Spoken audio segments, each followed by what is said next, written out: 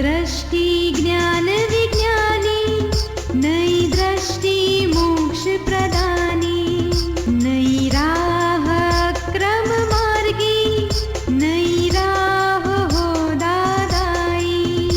नमस्कार, आदाब, सत श्री अकाल, वणकम, जय श्री कृष्ण, जय स्वामीनारायण, जय सच्चिदानंद। दादा भगवान परिवार आप सभी का स्वागत करता है नई दृष्टि नई राह प्रोग्राम में। दोस्तों, क्या आपको कभी यह सवाल हुआ है कि दुनिया कैसे चलती होगी? हम सब जो हर रोज काम करते हैं वो हम खुद करते हैं या कोई और करवाता है? अगर कर्मों का सिद्धांत है तो उसका अकाउंट कौन रखता होगा? तो ऊपर कौन है जो इन सब चीजों का संचालन सुचारू रूप से करता है? सचमुच जगत चलाता कौन है? सोच में पड़ गए ना? चलिए जानते हैं इन सारे प्रश्नों के उत्तर हमारे आत्मज्ञानी से। आपका प्रश्न है, कल ज्ञान लिया है और आप श्री ने जो व्यवस्थित के बारे में समझाया बहुत अच्छी तरह से आनंद भी आया, फिर भी थोड़ी शंका का निवारण करना है। क्या शंका है आपको, बोलिए। तो मैं अब आपको व्यवस्थित के बारे में जो आपने कल समझाया, अब मैंने ज्ञान लिया है कल, तो आपने बहुत व्यवस्थित के बारे में बहुत अच्छी तरह समझाया, समझ में भी आ गया मुझे। लेकिन जिस तरह हम गुजराती में कहते हैं सगोड़ियो धर्म अपना रहते हैं लोग, कुछ लोग, तो जो कुछ भी हो रहा है, कल आपने बताया कि एक चोर ने चोरी की, किसने चोरी की? चोर ने नहीं की, व्यवस्थित। अभी इसका भी मीनिंग लोग सगोड़ियो धर्म जैसे गुजराती में कहते हैं लोग अपना लेते हैं।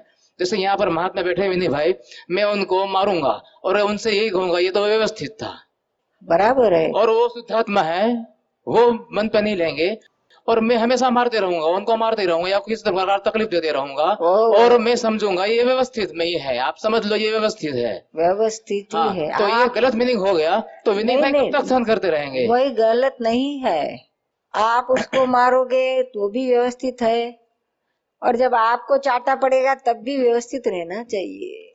नहीं, लेकिन जब मुझे जब चाटा पड़ रहा है तो मैं शुद्धात्मा में आ जाता हूँ, लेकिन जब मैं दूसरे को मारता हूँ तो व्यवस्थित में चला जाता हूँ कि ये व्यवस्थित है, बस मुझे आपको मारना चाहिए, लेकिन वो व्यवस्थित ऐसा है, आप समझिए। हाँ, व्यवस्थित की आज्ञा, ये पांचों आज्ञा, ये ज्ञान, मैं शुद्धात्मा हूँ, ये पांचों आज्ञा, सारा ज्ञान अपने खुद के लिए है, दूसरों के लिए नहीं, दूसरों को कहने के लिए कि मिसयूज करने के लिए नहीं है।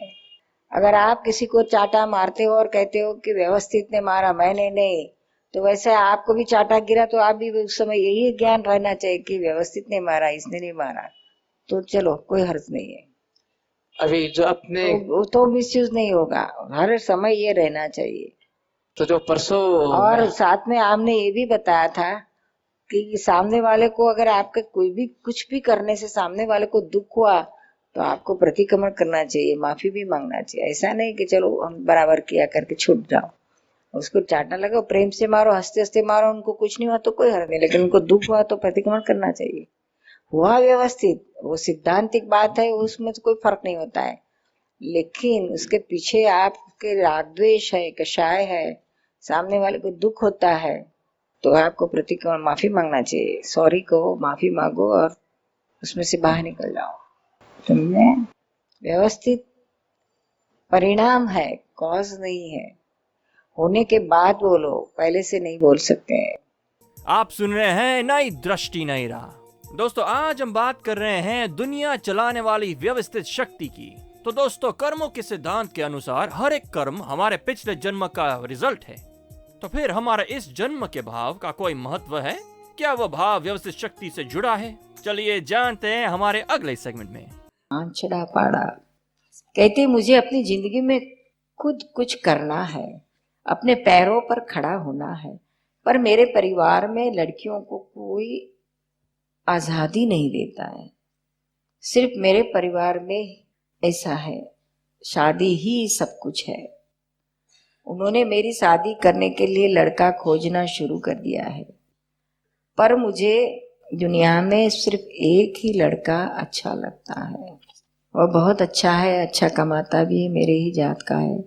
हम दोनों एक दूसरे से बहुत प्यार करते हैं, पर मेरे परिवार में कोई मेरी शादी उसके साथ नहीं कराएगा, क्योंकि वह मेरे मामा के घर के बगल में ही उसका घर है। मैं क्या करूं, सही सलाह दें। वेट एंड वॉच, राह देखो, समता में रहो, ऊपर नीचे मत हो।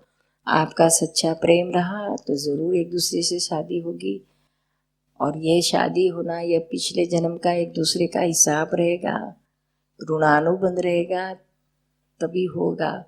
फिर ये ऋणानुबंध अगर लेके आई होगी तो कोई रोक नहीं सकेगा, सब आपको ग्रीन सिग्नल देगा। तो अब राह देखो समय पिकने का, शांति से रहो। आप सुन रहे हैं नई दृष्टि नई राह। दोस्तों, आज हम बात कर रहे हैं व्यवस्थित की। तो ये व्यवस्थित कैसे काम करता है, चलिए जानते हैं हमारे अगले सेगमेंट में।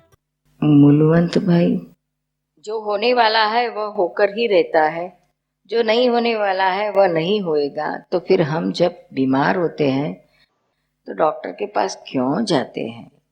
क्योंकि उस समय ये हाजिर नहीं होता है कि मैं मरने वाला हूँ तो मरेगा ही। तब तो रहता है कि मुझे मरना नहीं, मुझे तो जिंदा रहना है। और यह विधान सत्य नहीं है, लेकिन यह भी साइंटिफिक नहीं है ये विधान कि होने वाला है वो होकर ही रहेगा, नहीं होने वाला नहीं होगा। तो फिर रास्ते में आप आंखें बंद करके क्यों गाड़ी नहीं चलाते हो? एक्सीडेंट होने वाला है तो होगा, नहीं होने वाला है तो नहीं होगा। वहाँ क्यों खुली आंख से सावधानी से सब नियम से चलाते हो? यह इस तरह से ये सिद्धांत सच्चा नहीं है। आप सुन रहे हैं नई दृष्टि नई राह। दोस्तों, आज हम बात कर रहे हैं व्यवस्थित की। मोस्ट ऑफ द टाइम हम कहते हैं कि भाग्य में लिखा है वैसा ही होगा। तो क्या हमारा पुरुषार्थ का कोई मतलब है? जब पहले से सब कुछ तय है तो मेहनत करें या ना करें, चलिए जानते हैं हमारे अगले सेगमेंट में। आपका कहने का मतलब ऐसा हुआ कि इंसान की फ्यूचर व्यवस्थित के हाथ में, even though you try it might not happen, that's what you are saying. ये ज्ञान जिसको, व्यवस्थित का ज्ञान किसको, जो ये स्पिरिचुअल लाइन में आत्मज्ञान में है उसके लिए है। बाकी जनरल लोगों को तो ये पता नहीं है। जो ये स्पिरिचुअल लाइन में ज्ञान में गहराइयों में गया है उसके लिए ये बात है, ज़रूर है। नहीं तो हाँ, अल्टीमेट व्यवस्थित में किसका क्या है वो तो किसी को मालूम नहीं है। In reference to parents and childrens relationship में देखिए तो ज्ञान हो या ना हो, लेकिन पेरेंट्स को भी पता नहीं है कि क्या बच्चों के फ्यूचर में क्या रिजल्ट आने वाला है। अज्ञान को भी नहीं मालूम है क्या रिजल्ट आने वाला है। फ्यूचर का रिजल्ट मालूम नहीं कि व्यवस्थित में क्या है। तो अभी जो प्रेजेंट पे है, एवरीबडी शुड बी पॉजिटिव रहकर अपना जो फर्ज है, अपनी जो ड्यूटीज़ है वो सब अच्छी तरह से, पूरी तरह से ड्यूटी पूरी करो और मैक्सिमम ख्याल रखो, राग द्वेष से पर रहो। अभी राग द्वेष से पर रहना इतना आसान नहीं है। राग द्वेष को पहचानना और उससे पर रहना इस डिफ़िकल्ट है। तो उसके लिए दूसरा एक simple which is possible way है राग द्वेष से पर होने के लिए। तो राग द्वेष के बीच में एक थर्ड थिंग है, that is called expectation. Expectations कहाँ से आती है? राग में से आती है। Wherever you are attach, wherever you are involve, वहाँ आपको एक्सपेक्टेशंस होती है। जिसके साथ आपको अटैचमेंट नहीं है वहाँ कुछ एक्सपेक्टेशन नहीं है। अपने बच्चों के साथ, अपने फ्रेंड्स के साथ या अपनी वाइफ के साथ या पेरेंट्स के साथ यू आर अटैच, तो वहाँ आपको एक्सपेक्टेशंस होती है। और वो एक्सपेक्टेशंस उनसे पूरी नहीं हुई जाने या अनजाने में, तो उसका रिएक्शन आता है द्वेष। दोनों के बीच की लिंक एक्सपेक्टेशन है। तो ये एक्सपेक्टेशन यू कैन फाइंड, ये आप समझ सकते हैं, अनुभव भी कर सकते हैं। कोई एक्सपेक्टेशन पूरी नहीं हुई तो सामने से आपको रिएक्शन आएगा, उसके प्रति द्वेष होगा, गुस्सा आएगा, ऐसा है वैसा है, डजंट केयर मी, मैं इतना उसके लिए करता हूँ लेकिन उसको है मेरे लिए कुछ भी नहीं है, ऐसा सब आपको होगा। क्यों? तो इसके पीछे बिहाइंड राग है, राग, मूल में राग है। तो ये जब एक्सपेक्टेशंस आप इसका स्टडी करते जाओ कि सुबह से शाम तक हमको कहाँ एक्सपेक्टेशंस किसके लिए खड़ी हुई, तो दिन में एक एक्सपेक्टेशन भी कम करते जाओ। नको, जो ये मेरा एक रॉन्ग है, why should I expect from this and that, ये होना या वो होना। जो आया हो स्वीकारो, एक्सेप्ट करो। No expectation, only exception. तो देखो बहुत बहुत मुक्तता लगेगी, बर्डन भी नहीं लगेगा, और ये सफरिंग भी नहीं आएगा। द्वेष में जो सफरिंग आता है ना, that part also can totally avoided. It's very simple way, और वो आपको राग द्वेष से छुड़ाता है और वितरागता की ओर ले जाता है। क्योंकि जहाँ देखो हमको हमारी पत्नी के पास या पत्नी को पति के पास कितने एक्सपेक्टेशंस रहते हैं। ये लोड बड़ा बड़ा लंबा लंबा लिस्ट। ऐसे तो कहेगी मुझे कुछ नहीं चाहिए, मैंने कभी कुछ मेरे हस्बैंड के पास से नहीं मांगा, लेकिन वो अगर मैरिज एनिवर्सरी के दिन कुछ लाया नहीं गिफ्ट विफ्ट, तो देख लो आप भूल गए, मुझे भूल गए। हाँ, अभी you don't care me, you don't love me, कुछ नहीं लाया। और अगर आप लेके आए भी एक आधी साड़ी वगैरह कुछ लेके आए, आपको कुछ चॉइस ही नहीं है, कैसी ले आए, और इतनी सस्ती ले आए, और साड़ी ले आए, कुछ डायमंड की अंगूठी तो भी लाना था, ले आओ। ये एक्सपेक्टेशंस कहाँ नहीं है, आके तो ठहरेगा। क्योंकि राग है ना, अटैचमेंट है, हक है, पॉजिटिवनेस है, ये सब इस पे से राग में से होता है। इसको हैंडल करना बहुत डिफिकल्ट होता है, कहीं ना कहीं तो मार खा जाता है हस्बैंड बेचारा। आप सुन रहे हैं नई दृष्टि नई राह। दोस्तों, आज हम बात कर रहे हैं व्यवस्थित के बारे में। तो दोस्तों, आपने कभी सोचा है कि कई बार हमारी इच्छा न होने पर भी कार्य होता है, और कभी कभी बहुत प्रयत्न करने पर भी काम सफल नहीं होता। तो उसके लिए रिस्पॉन्सिबल कौन है, चलिए जानते हैं हमारे अगले सेगमेंट में। हाँ निर्मा, ये जो टेररिस्ट अटैक होते हैं, ये क्या व्यवस्थित है? क्या होता है? टेररिस्ट अटैक वर्ल्ड में जो हो रहे हैं, टेररिस्ट, हाँ, होने के बाद बोलो व्यवस्थित है। उसके पहले हमसे जितना हो सके उतना अपना प्रोटेक्शन करो, जो भी कुछ हो सिक्योरिटी रखो, फिर बाद में व्यवस्थित है, सब व्यवस्थित। वो भी पहले से डिसाइडेड है कि ऐसा होगा करके? व्यवस्थित ऐसा डिसाइडेड नहीं होता है, संजोग एक के बाद एक आते जाते हैं और कार्य होते जाता है। व्यवस्थित रिजल्ट को कहते हैं क्या, व्यवस्थित। और ये काल में भगवान श्री कृष्ण ने महाभारत के साथ टाइम में कहा है कि ये सब टाइम में ऐसा ही होने वाला है। ये काल ही ऐसा है। और ये टेररिस्ट तो कम है, ये टेररिस्ट तो कितना अपना नुकसान कर करके कितना नुकसान करेंगे।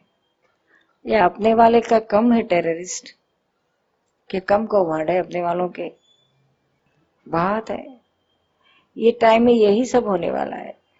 वो भी, उनको भी निर्दोष देखो, ये अपना हिसाब है, व्यवस्थित है। उनको शुद्धात्मा देखो, प्रार्थना करो उनके शुद्धात्मा को कि सद्बुद्धि दे। और तो कुछ हम कर नहीं सकते हैं, और क्या कर सकते हैं हम हमारे पास तो आने वाले नहीं है, हमारे तक थोड़ी आते हैं। आप सुन रहे हैं नई दृष्टि नई राह, जो सुलझाता है जिंदगी के हर सवाल को। तो दोस्तों, आज हमने जाना कि कोई भी कार्य का कर्ता न हम हैं न ईश्वर है, पर बहुत सारे संजोग मिलके कार्य होता है, जिसे हम व्यवस्थित शक्ति कहते हैं। दोस्तों, जब हमें ये समझ में आता है, तब हम जगत को निर्दोष देखने लगते हैं। तो दोस्तों, ऐसे ही सारे सवालों के जवाब पाने के लिए सुनना ना भूले नई दृष्टि नई राह।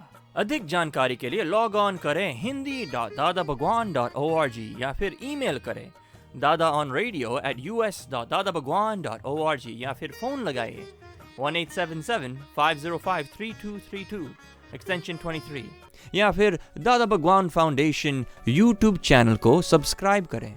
आज के लिए हमें दे इजाजत, कल फिर मुलाकात होगी, तब तक के लिए जय सच्चिदानंद। नई राह ब्रह्म मार्ग